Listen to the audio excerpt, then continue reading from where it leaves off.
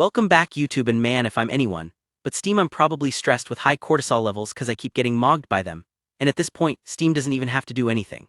They just exist and continue to win over customers. It's insane how much aura they got over there at Valve.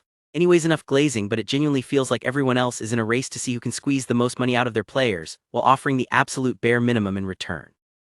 Yet sitting right in the middle of all this corporate chaos is Valve and their storefront Steam. They just keep winning, breaking concurrent player records and securing the loyalty of millions, and the crazy part is that they are doing it by basically just sitting there and aura farming. So yeah, let's talk about the sheer greed going on with Xbox, PlayStation, Nintendo, and Epic Games, and pretty much everyone else. To really appreciate how well Steam treats us, we first have to look at the absolute disaster class happening over in the console space. Let's start with Sony and PlayStation. If you've been paying attention to the hardware market in 2026, you know that console prices have completely skyrocketed. The standard PS5 is now sitting at $650, while the PS5 Pro will set you back a ridiculous $900. Sony is blaming this on inflation and a massive global RAM shortage caused by AI data centers eating up all the memory chips. But while hardware prices are one thing, their software tactics are getting incredibly scummy. Sony has recently been caught doing A/B testing for dynamic pricing on the PlayStation Store in the UK and other parts of Europe. This means they are using an algorithm to change the price of digital games on a per-user basis. So, if the system thinks you are a hardcore gamer with disposable income, it might literally charge you more for an older game like Assassin's Creed than it would charge a casual player who rarely logs on. It is an incredibly sketchy practice that punishes loyal players, and the community is rightfully disgusted by it. And Xbox isn't doing much better. Microsoft has also jacked up the prices of their hardware, with the Series X hitting that same $650 mark. But their biggest fumble has been with Xbox Game Pass. After spending years telling us that Game Pass was the ultimate value in gaming, they've aggressively hiked the subscription prices for the ultimate tier. To make matters worse, they handled the rollout of these price hikes terribly, delaying them for some legacy users while forcing new buyers to pay a premium immediately. They are essentially locking their community into an ecosystem where you own absolutely nothing, and the monthly rent just keeps going up. Then we have Nintendo. The Switch 2 is finally here, and while the hardware is cool, their business practices are rubbing a lot of people the wrong way. Nintendo recently announced that physical games for the Switch 2 will actually cost $10 more than their digital counterparts in the US. A digital game will cost $60, while the physical box costs $70.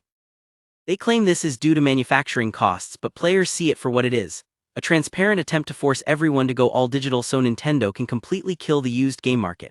On top of that, they've started pushing these controversial GameKey cards at retail. You go to a store, buy a physical plastic box, and instead of a cartridge inside, you just get a piece of cardboard with a download code on it. It totally destroys the concept of physical ownership, meaning if Nintendo ever shuts down the Switch 2 servers in the future, your game is just gone forever. Activist groups are already launching boycotts over this because it is incredibly misleading marketing. But if you want to see true corporate disconnect, look no further than Epic Games. Epic has spent the last several years trying to force their way into the PC market by throwing billions of dollars at publishers to secure exclusive games for the Epic Games Store. Instead of building a platform that actually has cool features, they just lock highly anticipated games behind their subpar launcher, basically holding our favorite games hostage. But the most embarrassing moment for Epic recently came from their CEO, Tim Sweeney. Steam recently updated its developer policies to require all games to clearly disclose if they use generative AI for their art, code, or dialogue. It is a massive win for transparency, letting players know if they are buying handcrafted art or just cheap AI slop. Well, Tim Sweeney took to social media to throw a massive fit about this. He said Steam's AI disclosure policy makes no sense because AI is going to be involved in all future game production. He even mocked the idea of transparency, sarcastically tweeting that stores might as well force developers to disclose what shampoo brand they use. Comparing the existential threat of AI replacing human artists to a bottle of shampoo is one of the most out-of-touch things a gaming executive has ever said. The internet absolutely dogpiled him for it, pointing out that gamers absolutely deserve to know what they are paying for. This brings us to Steam, and why Valve continues to completely dominate the market.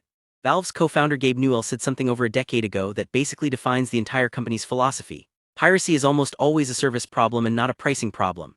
Gabe realized way back in 2011 that if you offer players a better, more convenient, and feature-rich service than the pirates do, people will happily hand over their money, and Valve actually backed that up. Steam gives us cloud saves, user reviews, community forums, incredible mod workshop support, and massive seasonal sales. They don't try to trap you with dynamic pricing or force you to buy cardboard download codes. They are also aggressively pushing the boundaries of PC gaming hardware to free us from the Windows monopoly. Thanks to Valve's massive investment in the Proton compatibility layer, you can now seamlessly play almost any Windows game on a Linux operating system.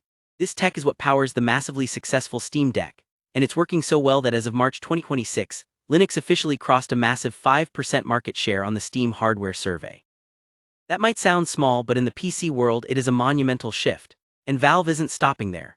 They are officially gearing up to launch the new Steam Machine in 2026, which is basically a compact, console-sized PC designed for the living room. It's going to run on SteamOS, plug right into your TV, and give you access to your entire Steam library with 0 monthly subscription fees for online multiplayer. They are literally building a lifeboat for console players who are sick of paying $90 a year just to play online with their friends. Now, to be completely fair, Valve isn't the flawless goat we always glaze them to be. They are still a massive billion-dollar corporation, and they do have their own legal battles. For instance, there is currently a massive class action lawsuit happening in the UK spearheaded by a digital rights campaigner named Vicky Shotbolt. She is suing Valve on behalf of 14 million UK consumers for over £650 million. The lawsuit alleges that Valve abuses its dominant market position by forcing developers to sign price parity agreements, basically stopping developers from selling their games for cheaper on rival storefronts, which artificially keeps PC game prices high across the board. A UK tribunal officially ruled in January 2026 that the lawsuit can proceed to trial, so that is definitely something we need to keep an eye on. But on the flip side of the legal coin, Valve also just won a massive victory for the whole tech industry. In early 2026, a federal judge ruled in Valve's favor against a notorious pat troll named Lee Rothschild, who had filed over 1,200 bogus lawsuits across the industry. Valve didn't just settle out of court, they fought back under the Pat Troll Protection Act and won, setting a massive precedent that protects smaller developers from getting bullied by fake lawsuits. So yes, while Steam isn't perfect and absolutely deserves scrutiny when it comes to their market dominance, you just can't deny that they are the most consumer-friendly platform in gaming right now. While Sony tests dynamic pricing, Microsoft jacks up subscription fees, Nintendo sells empty boxes, and Epic Games defends AI slop, Steam is just quietly providing a platform that actually works and respects our intelligence. They are winning by default simply because their competition has completely forgotten how to treat a customer. I hope you all enjoyed this breakdown and let me know in the comments what you all think. That's all for today, and I'll see you all next time.